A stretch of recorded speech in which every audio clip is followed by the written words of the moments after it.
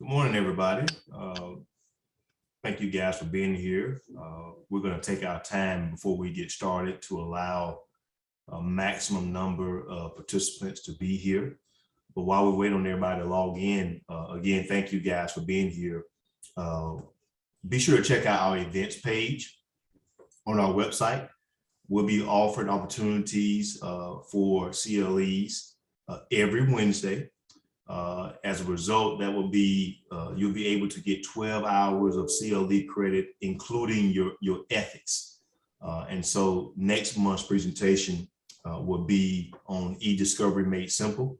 That will be done by Suzanne Clark, Elliot Benefeld, and Gavin King. So take advantage of these opportunities to get your CLEs, including your ethics, please. My name is Kendall Dunson. One of the attorneys here at Beasley Allen. I don't know where Evan is on the screen, but on mine, he's above me, is Evan Allen, who is also a partner here at our firm. And I'm in Montgomery, and Evan is in Mobile. You want to say good morning, Evan? Good morning. Appreciate everybody joining us this morning. Looking forward to a topic that I really enjoy. Learned everything I know about this topic from Kendall himself. So I'll have plenty to add, but everything that I know came from Kendall. He's been doing this a long time, and we really enjoy these cases and had the pleasure to work with each other and try several of these cases. Yeah, we'll get started very soon, but these are common cases because, you know, people spend most of their waking hours working. And if you work in any particular environment, no matter what it is, you can find yourself involved in an on-the-job injury. And one of the biggest issues that we see, and it's common knowledge, especially in Alabama, that if you are involved in a very serious incident where you have a serious bodily injury that affects your ability to work and earn income, then the workers' compensation you get from your employer or from your employer's insurer is truly and wholly inadequate to compensate you in the event you're injured, or a client or the client's family in the event of a death. So if you find yourself having a client who is involved has a death on the job or a serious bodily injury, if you don't look for third-party cases or cases beyond workers' compensation, you could be sacrificing an adequate recovery for your client, because as we know, workers' compensation alone will not adequately compensate your client. Yeah, I think that's a great point, Kendall. I just recently was in a mediation, and it was with a mediator who does almost nothing but workers' comp cases in their private practice. And we were mediating one of these cases that had a comp aspect to it, obviously. And he made an interesting point that, you know, workers' compensation obviously is good for minor injuries, but the sole purpose of workers' comp is to pay the individual for the time off work, but the ultimate goal is to get them back to work. And so often in these cases that we'll be discussing today, there is no opportunity for somebody to get back to work in the same capacity due to how severely they're injured. So in those instances, when the ultimate goal can't be get back to work in the same capacity, it's always good to look for these third-party claims that may be out there to adequately compensate somebody for a truly tragic injury. Exactly. Let me give you an example. So I have a case right now that's pending in Birmingham, in Jefferson County. Client on the job got his arm into a machine, resulting in an above the elbow amputation of his dominant arm. So now he has to live the rest of his life without his dominant arm, which obviously is going to affect his ability to work. It's going to affect his life beyond work. So the maximum he'll probably be able to recover from workers' compensation is about $50,000. And that's all he can get for workers' compensation, plus his medical bills. However, when you think about it, someone who has to live the rest of his or her life with one arm is going to affect his or her ability to work. It's going to affect his life or her life at home. It's going to affect their social life. It's going to affect every aspect of their life going forward. And this guy's in his 20s. So luckily for him, the attorney who has the comp case sent that case to our firm, and we found that a guard was removed. And we'll talk later about the type of cases that we could have based on a workers' compensation case. But it looks like we will be able to recover significantly more than $50,000 because the employer has an insurance policy that covers the conduct of their employees beyond workers' compensation. So because there's an exception to allow us to get around workers' compensation, that client will be able to recover a whole lot more than just $50,000 for a very, very serious life-changing injury. Absolutely. And I don't want to get too far down the trail on workers' comp and how inadequate it is, but Kendall, as you well know, there's been a big push lately to rule that Alabama's Workers' Compensation Act is unconstitutional. There was a circuit court judge in Birmingham who ruled that. And unfortunately, there hadn't been a whole lot of traction since that. But I mean, the workers' comp statutes and schedule has not been updated in decades. It's wholly inadequate to compensate somebody for a serious injury. And that's why, again, you and I have always looked to how can we turn this into a third party case for that purpose. So we're about 7 minutes after the hour now. I'll go ahead and start the presentation so we can get this moving. Hopefully everybody who is here or will be here is here. So here we go. Let's see. I'm going to share my screen so we can. All right. Did that pop up, Kendall? Is that right? I did. I see it. Very good. All right. Well, we've introduced ourselves, so let's get into it. Kendall, you want to start talking about machine guarding? That's kind of our first place that we typically look, isn't it? It is. And as a general rule, for people who handle workers' compensation cases or get cases in this arena, it's our general rule to say, if a person loses a body part or someone is killed, you should call us or have somebody else with experience look at the case to determine whether or not there is a claim beyond workers' compensation. You will never have us say to you, stop sending us cases to look at, because if you get to tell a family that you lost your primary breadwinner and the only thing you can get are workers' compensation death benefits, that's just, they always say to me, the family says, that's all we get. And the answer is always, unfortunately, yes, workers' compensation just does not do enough. So anytime there is a death or serious bodily injury involving a machine, then the first case we consider is whether or not the machine manufacturer should be sued under the Alabama Extended Manufacturer's Liability Doctrine or product liability for a defective product. And 9 times out of 10, the issue is going to be the machine was not adequately guarded to protect against a known hazard. So the first issue we look at is, was the machine properly guarded? And generally, we look at, Evan and I have been doing it for so long, we can look at a photograph of the machine and pretty much come up with an opinion, a pretty solid opinion as to whether or not the machine was properly guarded. So the good thing is there are standards in place, and they have been in place for over a century, that mandate that certain hazards be guarded. And if they are not guarded, it's pretty simple to get an expert to establish that the machine was defective for lack of adequate guarding. Yeah, that's all very good point, Kendall. And, you know, there's some resources here that we look to in every case. And one thing that you mentioned, when there's been an amputation or a death, one good thing is OSHA must be contacted in those instances. And you and I, we kind of go back and forth on how we feel about OSHA. Obviously, it's a great governing body, and the OSHA Act is fantastic for workers and keeping the workplace safety. But in the context of the cases we're talking about today, OSHA always looks to punish the employer. as opposed to looking into something that we would like to look at, such as machine guarding or defective machinery.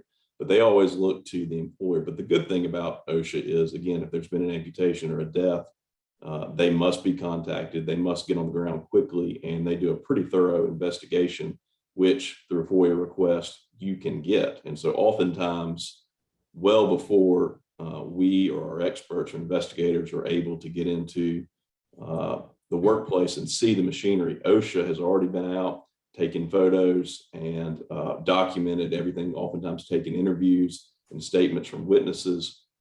And so it takes a little while to get that report, but usually within 6 months, we can get the FOIA, through a FOIA request, the OSHA report, and a lot of the initial groundwork has been laid by OSHA, which is extremely helpful. The evidence is 100% accurate in that respect. As a matter of fact, before we got started officially, I spoke about a case in Birmingham where my client had his dominant arm amputated above the elbow.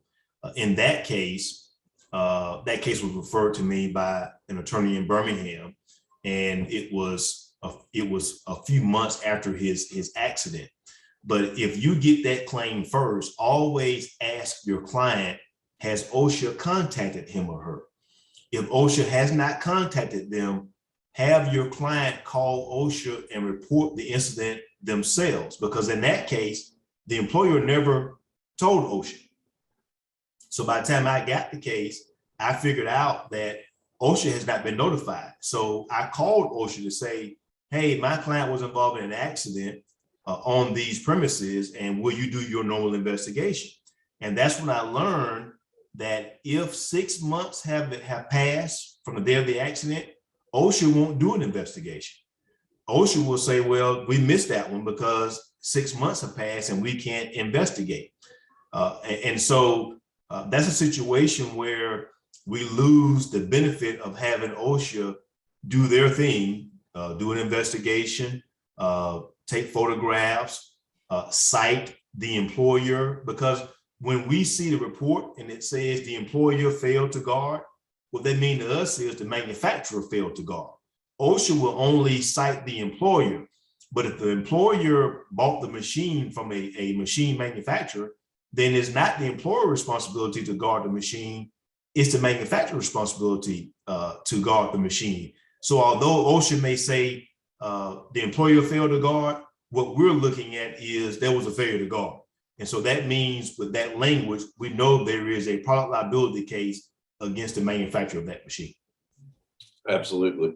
And something else we hadn't mentioned, but one reason you and I like these cases, again, it goes back to workers' comp, but because so often these on-the-job products cases, there's also a workers' comp component to them, we can file them in state court and keep our products liability case also in state court because it stems from the same accident or occurrence. And so you and I have always discussed how important that is, that oftentimes you can keep it in a more favorable venue as opposed to federal court. You can oftentimes keep your costs down regarding experts and that sort of thing, that the benefits you get from state court as opposed to federal court. And so we always file them together. We may even file the comp case first, do some discovery in the comp case, and then later amend to add the product manufacturer. But I think that can't be understated how important that is, that every time we have one of these cases, we're able to keep it in state court. Very important point, Evan. And let me follow up on that. For any attorney participating in this webinar, if you have a workers' compensation case, sometimes the attorney will resolve the claim and then send a third party potential claim to us. I always say, get us involved as soon as possible, because sometimes it's in the client's best interest not to resolve the comp claim if there is a third party claim, because the value of the third party claim could go significantly up if we can file that case in state court versus having to file it in federal court. So I know sometimes a client has an overriding interest in getting money in their pocket as soon as possible. In those circumstances, that's okay.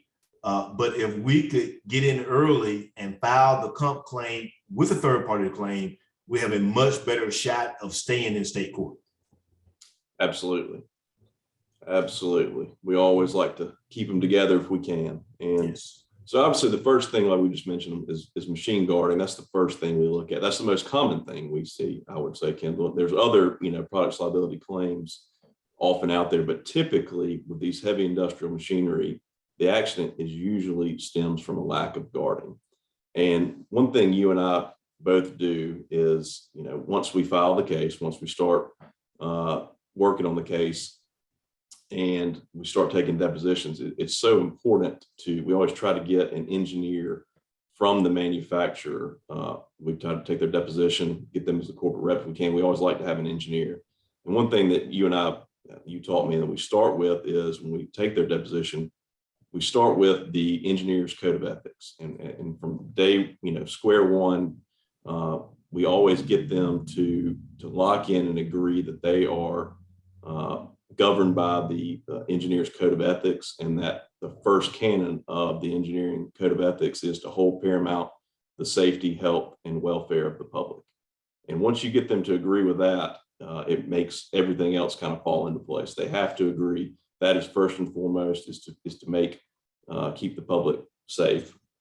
So that's where we always start. Once we've gone in, looked at the machinery, determined whether or not there was a guard missing or it could have been designed better. Oftentimes we see that there is a guard.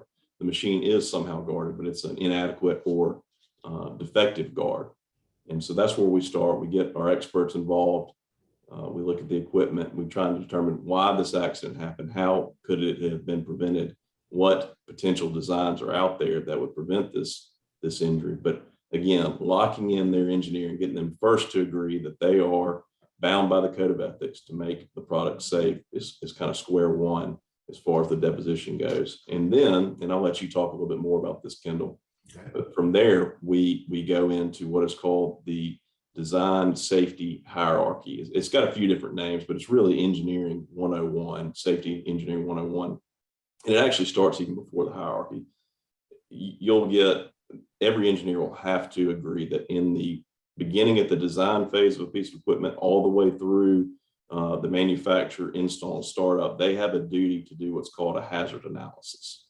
And essentially that engineer responsible for the design or engineering team, whatever the case may be, who's responsible for that particular product, they have to assess risk and determine what potential hazards are on this given piece of equipment. And from there, once they've identified the hazards, that's where this hierarchy, or as it's called here, the order of design, the engineer's Bible, that's where this comes in. And Ken, I'll let you talk a little bit about that, but you and I use this in each and every case. I can't think of a single product, on-the-job product case where we've deposed a corporate rep or an engineer where we didn't walk them through this hierarchy. Yeah, you're right, Evan. This hierarchy will pertain to any product liability case. When you're talking about design of a product, this is the steps by which the engineer and thus the company must follow to make sure that their product is safe. And the best example I always give is the microwave. Anytime I'm in a trial and I have to try to explain this, the microwave is the best example. What you could do is you could slap a warning on every microwave that says, never cut your microwave on with the door open. It's dangerous, it could kill you. And that's an adequate warning. It tells you what the danger is. It tells you what not to do. It tells you the consequences of taking that conduct.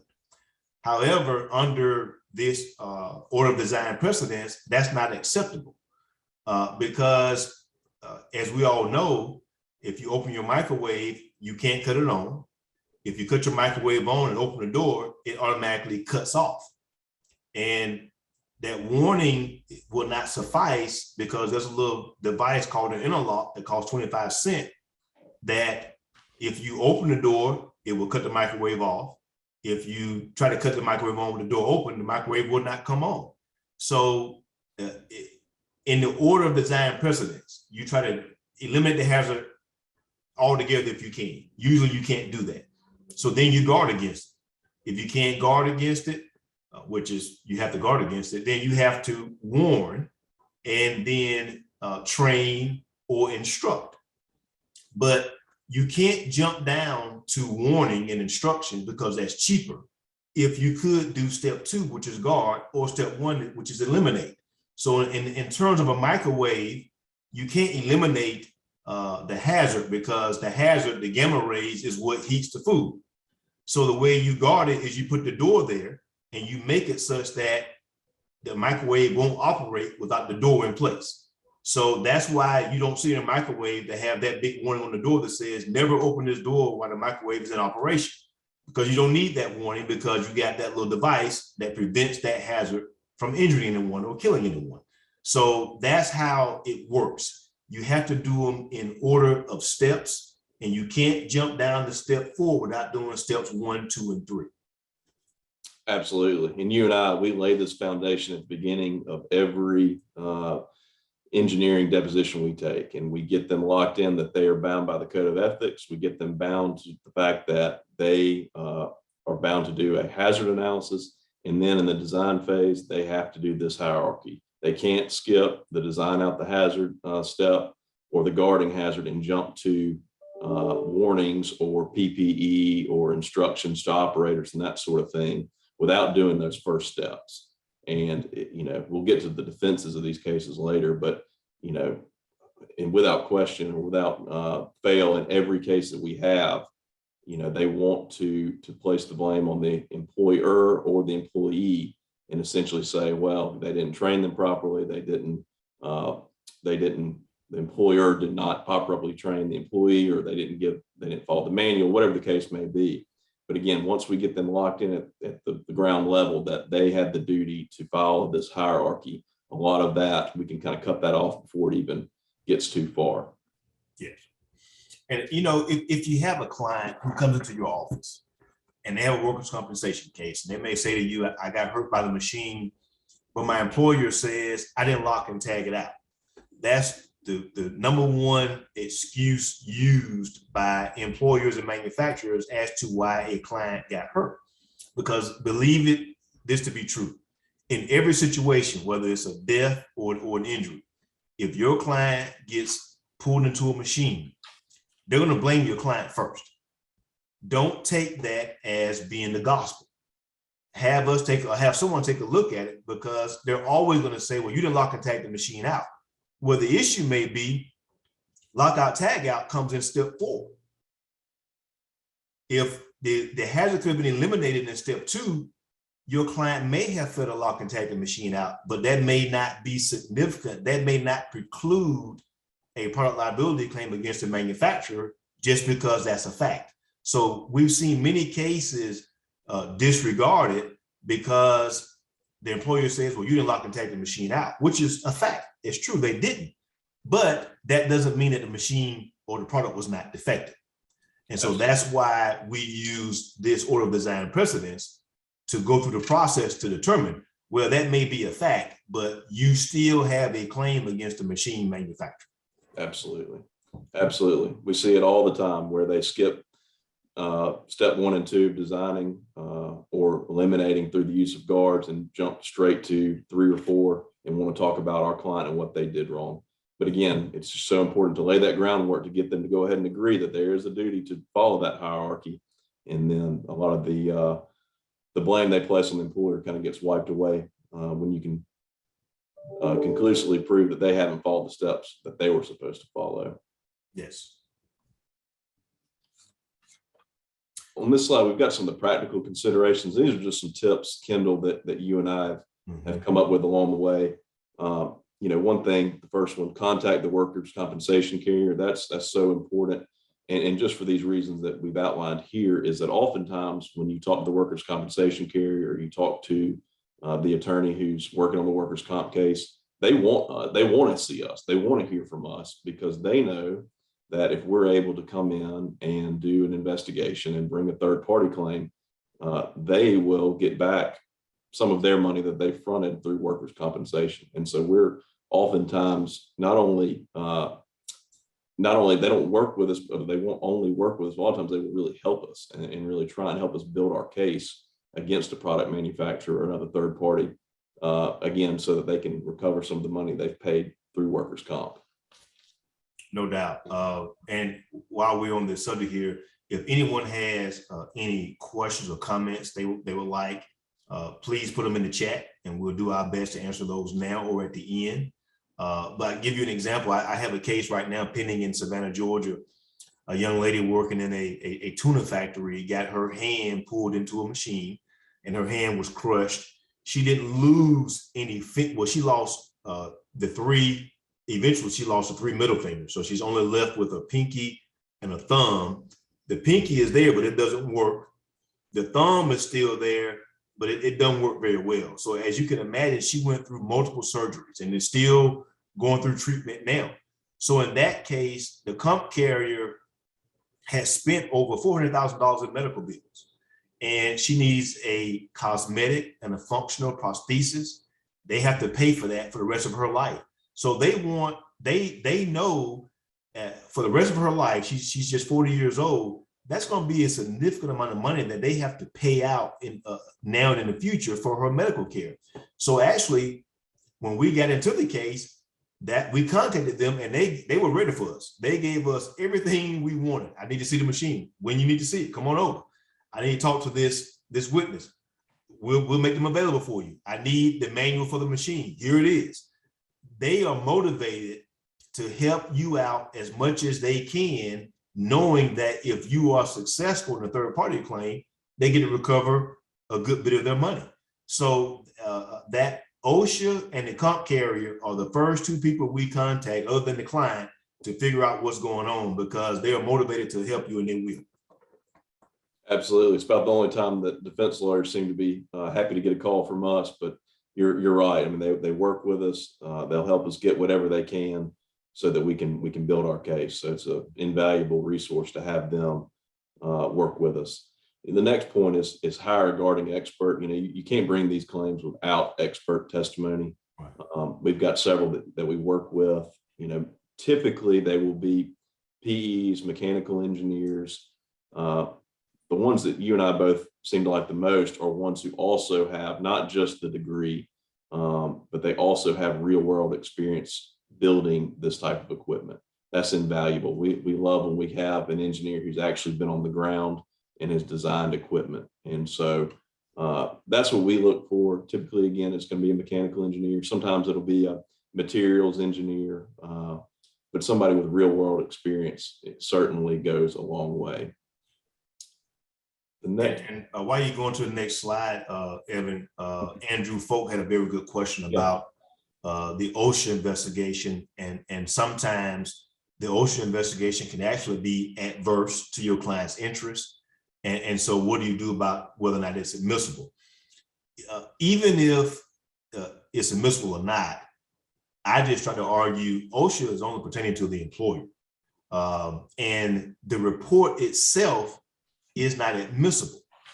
However, if you have your expert engineer involved, he or she can rely on the findings of the OSHA report. And obviously, we're going to pick and choose the evidence that we think is favorable to us, because anytime we have an OSHA report, the defendant always says, well, the report says the employer failed to guard the machine. Well, that's true. That's what the report says. But as we all know, OSHA never talks about the manufacturer, just the employer.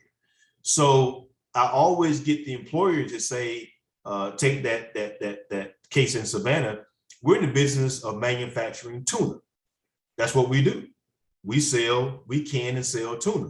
We don't design machines. That's why we bought it from this company. So I always ask the employer the question, did you rely on the manufacturer of the machine to make sure that the machine was safe and in compliance with all industry safety standards? And without hesitation, they always say yes. And the employer is kind of upset that OSHA would cite them for failing to guard a machine that should have been guarded by the person who they bought the machine from, because they paid a bunch of money for that machine. And they anticipate that after spending $500,000 for a piece of equipment, that it's as safe as it could be. So they will at least always give you that favorable testimony. So Andrew, there are times where the OSHA report is not favorable. We rely typically on the general rule that the report itself is not admissible, but the photographs from the report are admissible. The statements from the reports can be used to impeach, and then your expert can rely on favorable aspects of the report to get into evidence. Absolutely. That's a great point. And that is how we use it. And that was when I led off talking about the OSHA report and the investigation. From our standpoint, the best part about OSHA is how quickly they get on scene. And oftentimes, months down the road, when you and I finally get our inspection set up, oftentimes the way we see the equipment is not how it looked on the day of the accident. But at the same time, often when OSHA gets in there just a day, 2 days, 3 days after an accident, it will be in the exact same condition it was. And so, Kendall, you and I, we always laugh about this. We oftentimes will bring our client, if they're able, to our inspections. And every time, without fail, the client will say, I have never seen this area so clean. I've never seen the machine look like this. It looks completely different than it did for the 10 years I worked on it. But again, the OSHA report will often have photos, from how it looked at the time, which is always helpful. And that's the most helpful thing that we get from the OSHA report, or again, just witness statements taken just after the accident, photos taken just after the accident. And the OSHA standards that they're often cited, we see 1910, 212 all the time. That's just the general guarding standard. Mm-hmm. Although that is to the employer, not to the manufacturer or our experts, they rely on OSHA standards too, and can use the OSHA standards to take that liability from the employer to the manufacturer, and basically say, under the 1910 212 standard general guarding, this machine was not guarded as it should have been. And so we use those standards. We, of course, use ANSI standards, which are industry consensus standards that all manufacturers essentially should strive to follow. They're not mandatory standards, but they are a good standard for experts to rely on when offering opinions that this particular standard or this particular machine did not live up to the standard given. So yeah, we use those report for those in those ways, and obviously ANSI standards as well. And before we move on from product liability claims and on the job injuries, we talk about machines a lot because that's what we most commonly deal with.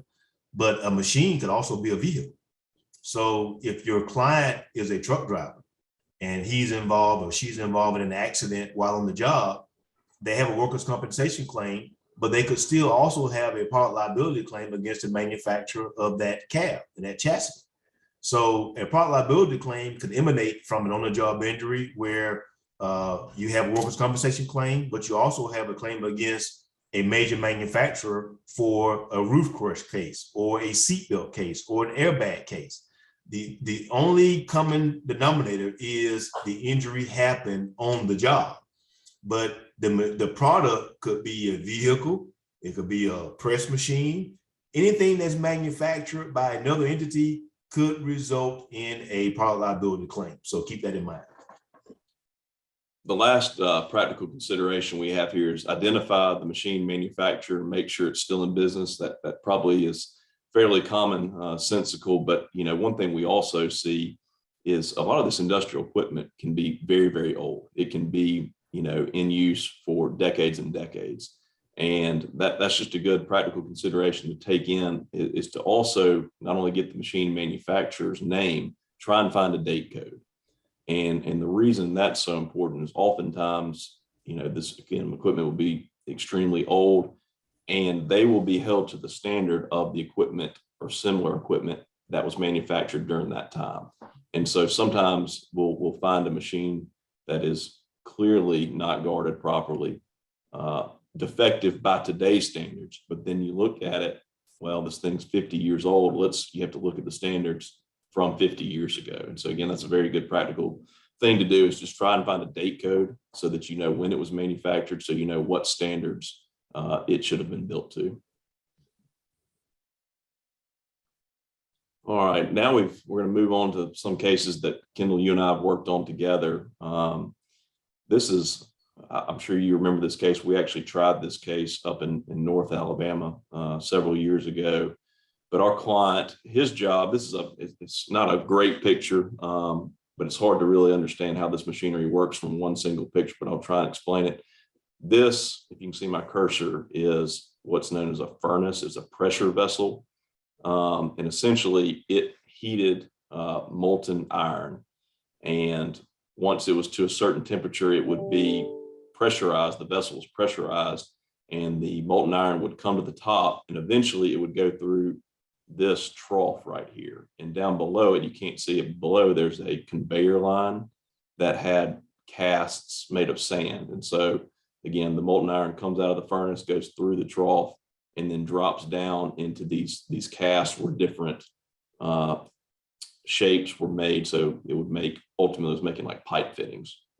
Our client's job was to work on top of this furnace on this platform. And at the time of this accident, there were not railings around the trough. That was completely exposed. And our client was a great guy. He had worked in this job for many, many years. I want to say he had been doing it for 19 years is my recollection. And all he did was he took a ladle and dipped it into the trough and would take a sample of the iron, and it would be sent off to the lab to make sure it was up to the right specifications. But as you can imagine, 19 years doing this job, unfortunately, one day he caught his toe on something and tripped. And as he was trying to catch his balance, one of his feet went into the trough. And he was wearing protective boots. He had on all his protective gear, but unfortunately, it was so hot that it melted his boot, and he suffered a horrible injury to his foot. And that's Mr. Bell's foot. That was a good bit after the accident. Kendall, if you'll remember, he had a time with this injury. I mean, I'm sure a lot of y'all have dealt with burn cases, clients that have had burns. They're some of the worst injuries, in my opinion, that we see. Because not only did he lost all of his toes, but the burn wounds just wouldn't heal. And I can't remember how many surgeries he wound up having, trying to get the burns to seal and to heal. But obviously it was his foot. He was walking on it. He was constantly putting pressure on it, and the wounds would open up and he'd be back at square one. And so it was just a catastrophic injury. But it was a simple fix. I mean, some of these cases can be this simple. They're not all complex. A lot of them get really into the weeds of engineering. But in this one was as simple as, hey guys, you've got an open vat of molten metal. Why don't we put some guards up to prevent somebody from inadvertently stepping into that trough? And of course, as we always see, the people who installed the equipment, they blamed Mr. Bell, said he was contributory negligent for stepping off into the trough. Open and obvious. I mean, all the normal defenses you see, and even like premises liability cases, frankly, those were the defenses. And essentially that they said it had been working for 20 or 30 years, just like it was the day that Mr. Bell stepped off into it. There was nothing wrong with the machinery.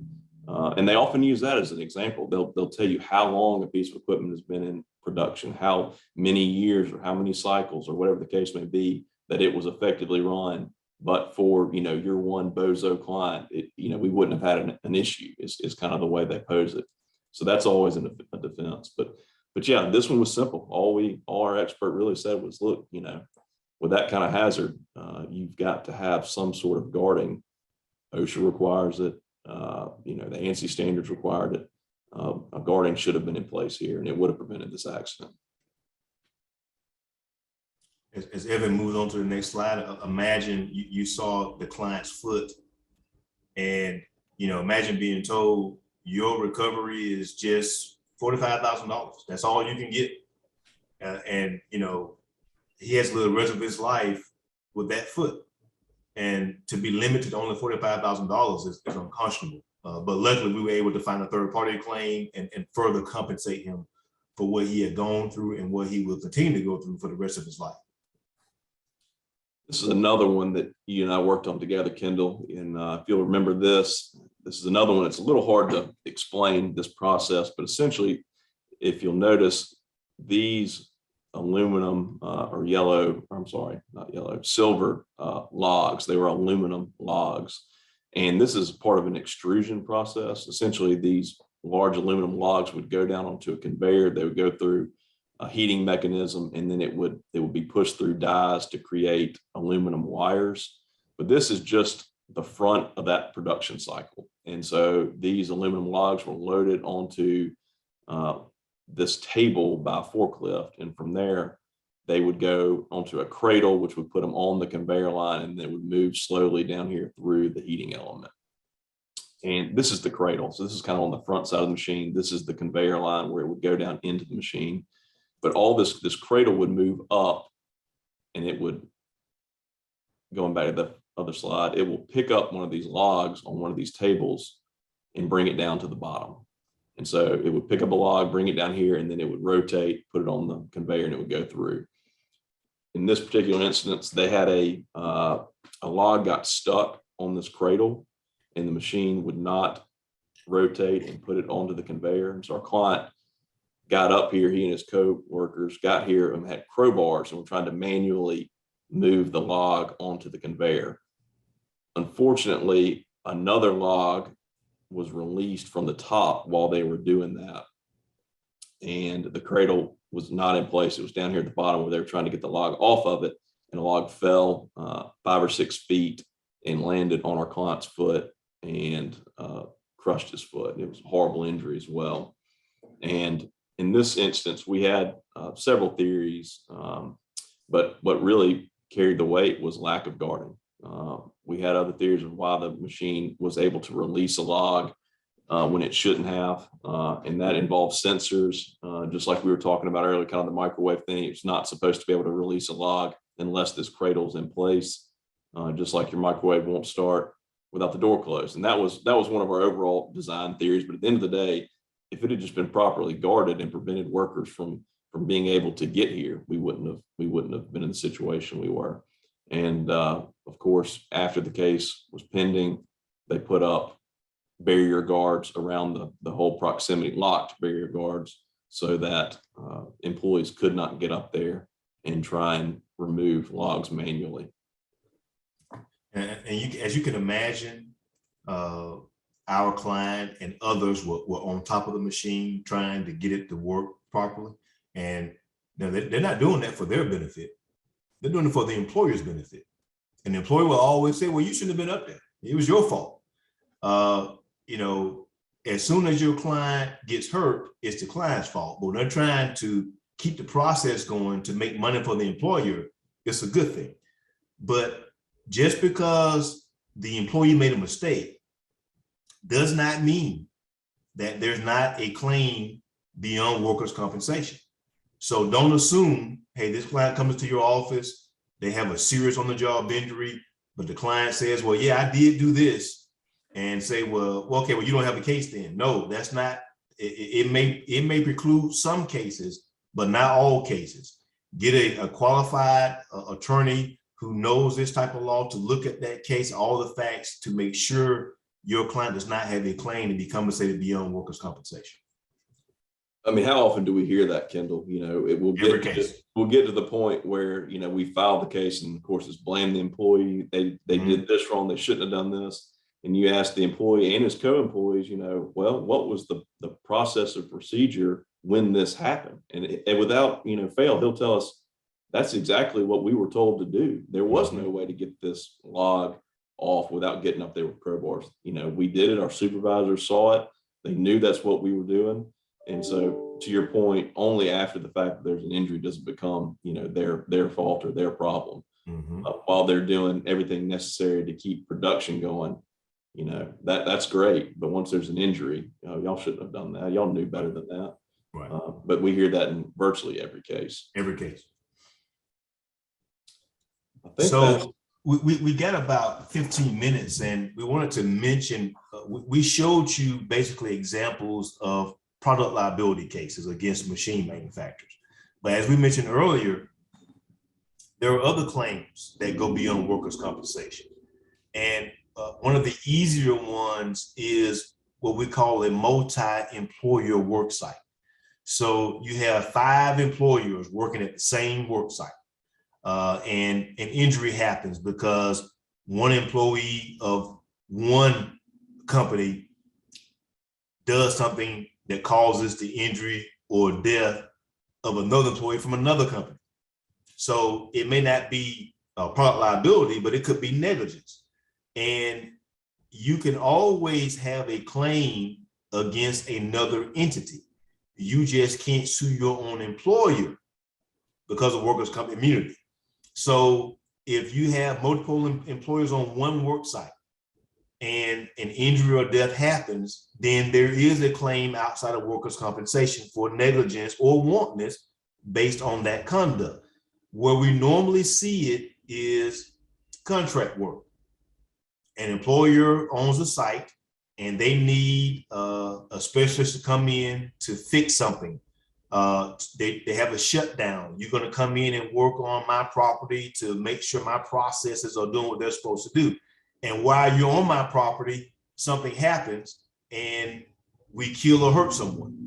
So in that case, we have a third party case against another entity. So don't preclude other claims that are actually they're easier than a product liability claim. It's just a simple negligence claim. You weren't supposed to drive faster than 5 miles an hour on our property and you were going 20 and you hit this guy and you hurt him. Well, that's just a on-the-job injury. That's also a third-party case because someone was negligent. And I'm seeing more of that, Kendall. I don't know if you are as well, but I had a case pretty recently where my client, he was a warehouse worker, and his job was essentially to load 18-wheelers. And he was backed over by a truck. And initially we thought it was by the same company that he worked for. But I think what wound up happening was, the defendants were trying to shield some liability. And so they had spun off the warehouse company as one company and the trucking company as another. And so, of course, we filed the case and they were trying to say that he was an employee of the trucking company and that, comp was our sole remedy, but we did some more digging and realized that they had split these two companies. And although essentially all the workers worked in the same facility, it was two companies. The guy who backed over and worked for company B, my client worked for company A, and we were able to file the case and pursue just under a normal negligence theory. So yeah, I think a lot of defendants or companies are splitting into different sub companies essentially and I think in that particular case, they wanted to shield the warehouse from some of the trucking liability, but in doing so, they actually opened themselves up to just a negligence claim in this particular instance. Another recent phenomenon that's growing in Alabama and probably around the country is the use of temporary employees. So Hyundai has its plant and they hire a temp agency that says, send me 10 employees to work on the line, and they send those 10 employees. So the employee works for the temp agency, but they're assigned to work on Hyundai's work site, and then they get pulled into a machine. So there could be a claim against Hyundai for negligence. There could also be a claim against the machine manufacturer for product liability. Now, you don't always have the ability to sue Hyundai. Now, I'll let Evan jump into this in further detail because we dealt with this, but sometimes Hyundai will say, well, although you work for the temp agency, you're really my employee. So I get workers' comp immunity just like the temp agency does. And that's a test that has to be considered all the factors as to whether or not Hyundai gets workers' comp immunity. And I'll let Evan expound on that. Yeah, we had a case not too long ago where that exact scenario, our client he worked for a temp agency. He was working at a plant for the temp agency, and his arm was pulled into a machine. He had a severe crush injury to his arm. And so we filed a case against the machine manufacturer for products liability. We named the plant where he was working under a straight negligence claim. And then we had a workers' comp case against the temp agency. And there's really more, probably longer than we have today to explain all the different factors you have to look into.